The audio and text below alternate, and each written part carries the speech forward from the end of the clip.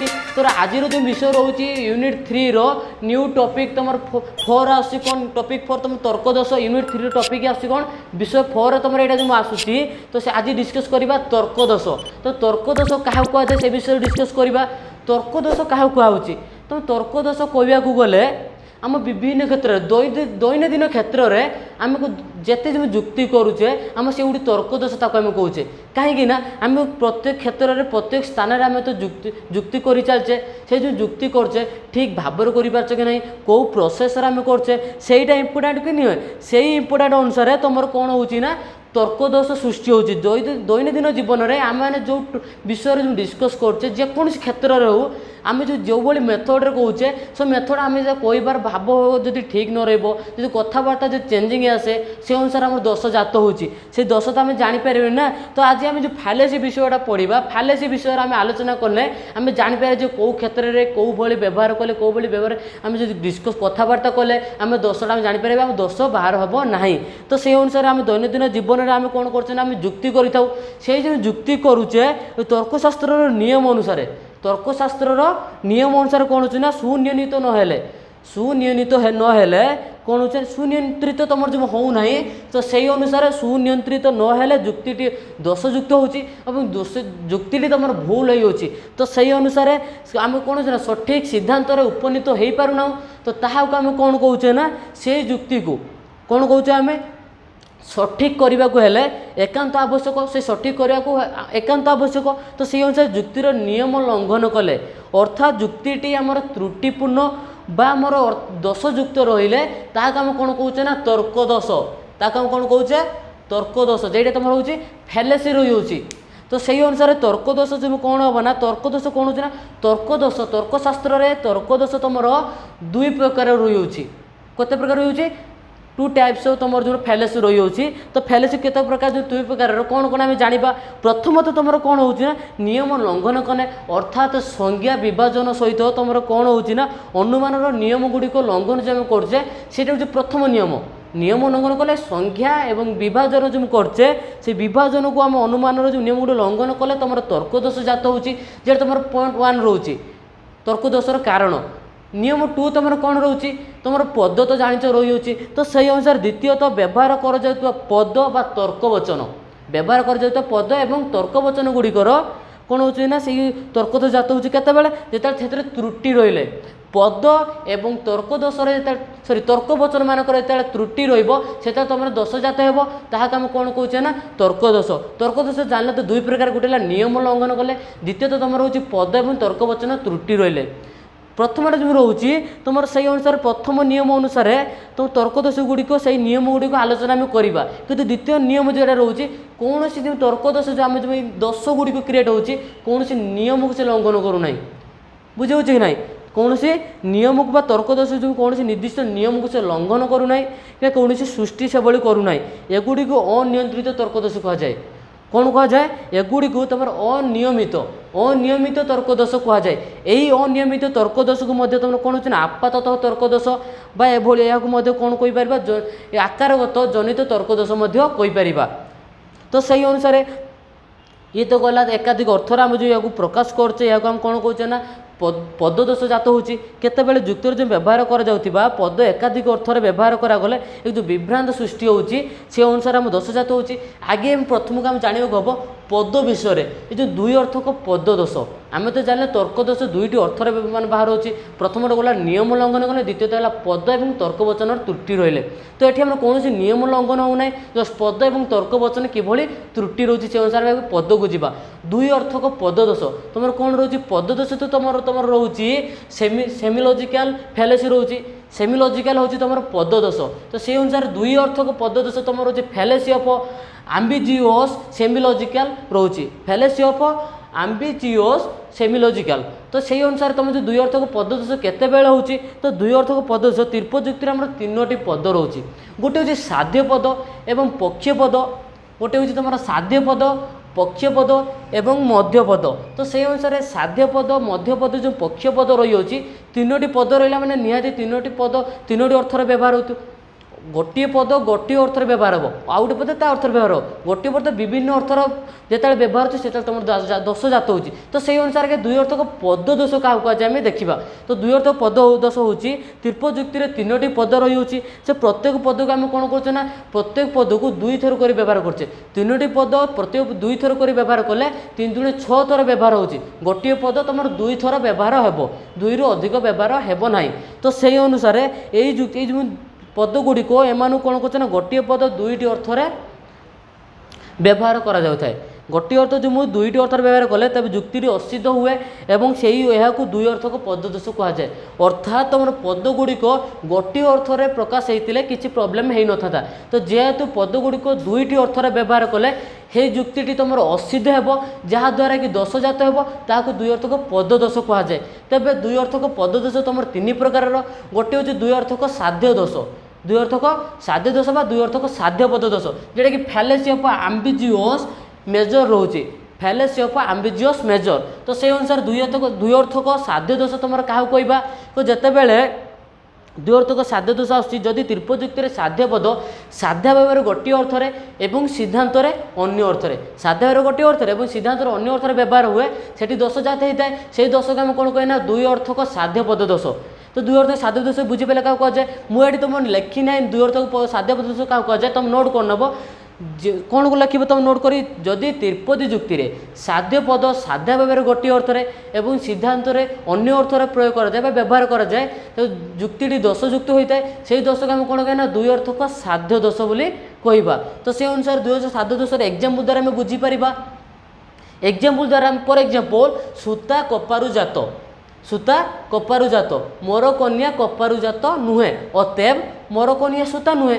प्रथम आसला जे सूता कपारु जात जदि मोर कन्या कपारु जात नुहे अर्थात मोर कन्या सूता नुहे तो से अनुसार साध्या भाव जो तुम साध्य पद सूता रोचे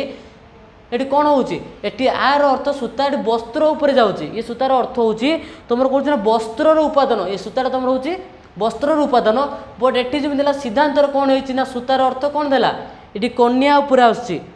सूतार अर्थ एटी तुम सिद्धांत कन्यार आसुची एवं साध्या भाव साध्य पदरा जो सिद्धांत आसला कन्या उपरे एवं साध्या भाव तुम कौन आसुची वस्त्र उपादान उपर आसुची तुम से अनुसार तुम कौन होना तो सूता तुम 2टी अर्थर व्यवहार है जहाद्वारा कि दुई अर्थक साध्य पद दोष जात है तो से आउ गोटे तुम रोच दुई अर्थक पक्ष पद दोष तो तुम ए रोज कौन दुई अर्थक मध्य दोष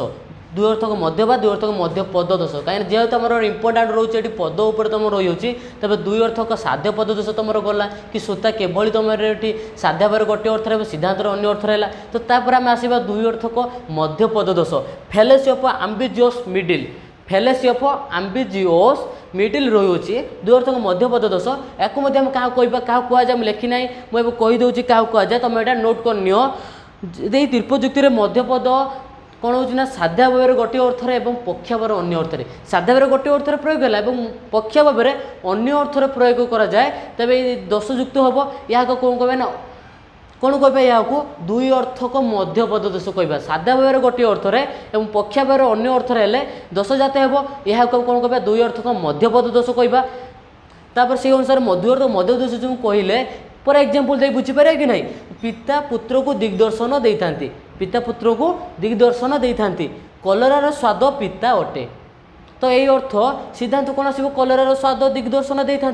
कलरार स्वाद के दिग्दर्शन देता किए एटी आम कौन आसला ना जेहेतु साध्या भाव पक्षा भाव मध्यपद 2टी अर्थर व्यवहार कर तेज सिद्धांत जोड़ा आम बाहर से सठिक नुहे सिद्धांत आम असिद्ध हो जाए जहाद्वारा कि दुई अर्थक मध्यपद दोष तुम जात होती किभली देखा मध्यपद दोष जात होती पिता तुम ये देख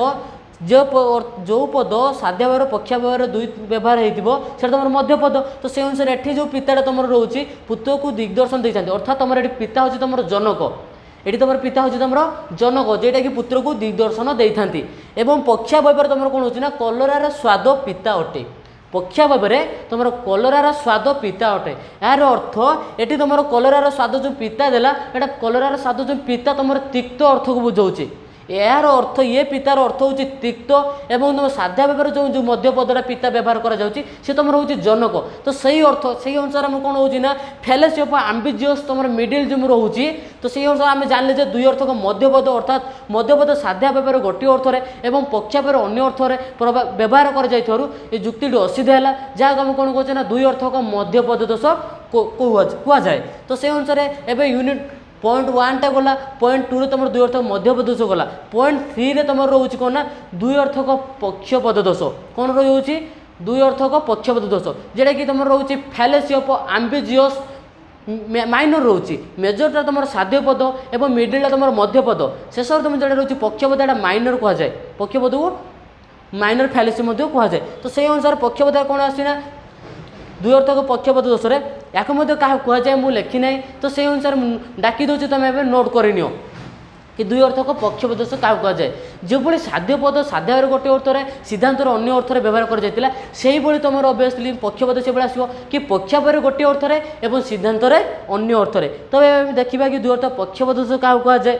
तो से अनुसार जदि तीर्पजुक्ति पक्षपद पक्षाभाव गोटे अर्थरे और सिद्धांतर अन्य अर्थरे व्यवहार कराए तब जुक्ति असिद्ध होता है ताकू आम कौन कहना ना दुई अर्थक पक्षपद दोष कहुए एवं जानले दुई अर्थक पक्षपद दोष क्या कहुए तार एग्जांपल देखिए आम बुझीपर एग्जांपल देखिए आम बुझीपर कि शरीर जलपात्र नुहे शरीर जलपात्र नुहे घट शरीर अटे घट शरीर अटे अतएव घट जलपात्र नुहे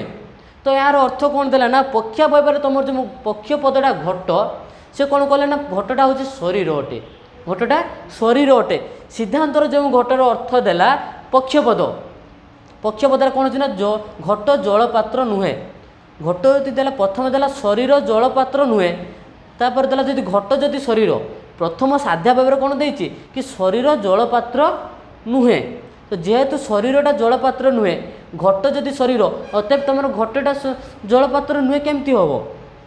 शरीरटा तुम जलपात्र नुहे जदि शरीरटा तुम जलपात्र नुहे घटटा जदि शरीर है अतएव तुम ये घट जलपात्र नुहे आर अर्थ कौन होना तुम जो प्रथम जो घटटा तुम शरीर व्यवहार कर पक्षा भाव घटर अर्थ तुम कौन रोचे ना पक्षा जो घटर अर्थ हो शरीर अर्थात ये शरीर तुम रोचे पक्षा भाव घटर अर्थ हो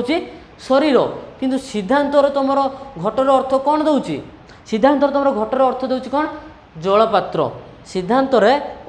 लिखी सीना अवश्य घट जलपात्र नुहे कि तार अर्थ कौन कौची सिद्धांत पक्षपद जेटा तुम रोचे घटर अर्थ दौची जलपात्र एवं पक्षावयव घटर अर्थ हूँ शरीर तो से अनुसार पक्षावयव गोटे अर्थ और सिद्धांत अन्य अर्थरे व्यवहार करक्ति तुम असिद्ध रोचे यह दोष जात होई दोष को आम कौन कहे ना दुई अर्थक पक्षपद दोष जोटा कि फैलेसी ऑफ एम्बिगुअस माइनर रोज कहुए तो से अनुसार आज आम जानले दुई अर्थक पद दोष क्या कहुए कि फैलेसी ऑफ एम्बिगुअस सेमिलॉजिकल तो से दुई अर्थ पद दोष तीन प्रकार कि पद किभली आम रोचे ना ये आम जानले तार तर्क दोष दुईटी अर्थर तुम जानले दुईटी अर्थर कौन जानले गोटे जो नियम लंघन कले जुक्तिर जो रोचे आमर नियम लंघन सहित तुम कौन रोचे ना सठिक ये करने जुक्तिर नियम सहित संज्ञा विभाजन तथा से संज्ञा विभाजन करने सहित कितने आम से नियम कौन उल्लंघ होना तो से अनुसार आम कौन ना पद एवं तर्क वचन त्रुटि रही हेतु ये आमर जो पद गुड़िक दोष जात होटा कि दुई अर्थक साध्य पद दोष दुई अर्थक मध्यपद दोष और दुई अर्थक पक्षपद दोष क्या कहुए जाने तो यूनिट 2 रे यही तुम जो रोचे तीर्पजुक्तिर साधारण नियमावली ये तीर्पजुक्तिर साधारण नियमावली तुम ये तीनोटी विषय डिस्कस होइए कि किभली कि साध्या भाव साध्य पद गोटे अर्थ व्यवहार सिद्धांत अन्य अर्थ व्यवहार है जो दुई अर्थ साध्य पद कहुच्छी तो से तुम यूनिट 2 तुम जो यूनिट 2 रे तुम जो फास्ट रोचे मीडिएट इन्फरेन्स टॉपिक 2 रे यूनिट 2 रो टॉपिक तो तुम दुईटी रोचे ना व्यवहित अनुमान एवं कौन रोचे सहित मिश्र तीर्पजुक्ति यूनिट 2 रे तो यूनिट टॉपिक 3 रे तुम तर्क रोचे मिश्र तीर्पजुक्ति तो से अनुसार तुम ये जो फैलेसी जो टॉपिक 4 रो यूज करा दुई अर्थक साध्य दोष दुई अर्थक मध्य दोष और दुई अर्थक पक्ष दोष कि तुम जो यूनिट 2 रे तुम जो रोचे मीडिएट इन्फरेन्स से तुम व्यवहार कर क्या दोष जात है कौन हो से यूनिट 2 रे जो मीडिएट इन्फरेन्स से कौन हो जो तर्क दोष दुईटी अर्थ तुम रोचे बाहर कराए गोटे हूँ नियम उल्लंघन कले अन्यटी पद और तर्क वचन त्रुटि रही यूनिट 2 रे जो मीडिएट इन्फरेन्स तुम प्रथम पॉइंट 1 टा रोचे जेटा कि कौन नियम गुड़िक लंघन कौन कहना दोष जात हुए से तुम यूनिट 2 रे थिला कि यूनिट 3 रे जो तुम रोच टॉपिक तर्क दोष से तुम कौन होना कि जितेबाला पद और तर्क वचन त्रुटि रोचे से किभली दोष जात हो। तो आज आम कौन कले ना द्व्यर्थक पद दोष विषय जानले तो केते प्रकार से गुड़ाक जानले। तो नेक्स्ट क्लास को आम कौन करवा ना किभली समष्टीकरण दोष बेष्टीकरण दोष औपाधिकता दोष यही गुड़िक विषय में दोष किभली जात हो जाना। तापर आ सहित तुम कौन रोचे ना आरोह तर्क दोष रही है पद दोष पदजनित तर्क दोष जाऊ चली यापर तुम आस आरोह तर्क दोष से गुड़े तुम नेक्स्ट क्लास तुम डिस्कस करवा पद दोष कम्प्लीट है। तो आज वीडियोटा तुम जो तर्क दोष फैलेसी यूनिट 3 रो टॉपिक 4 तो जब भल लगुवा विषय जब बुझी हो तो कौन करना ना लाइक कर सांग मानक सेयार कर जदि आम यूट्यूब चैनल को सहित कौन करना तुम सब्सक्राइब कर सहित बेल आइकन को तुम क्लिक करदेव।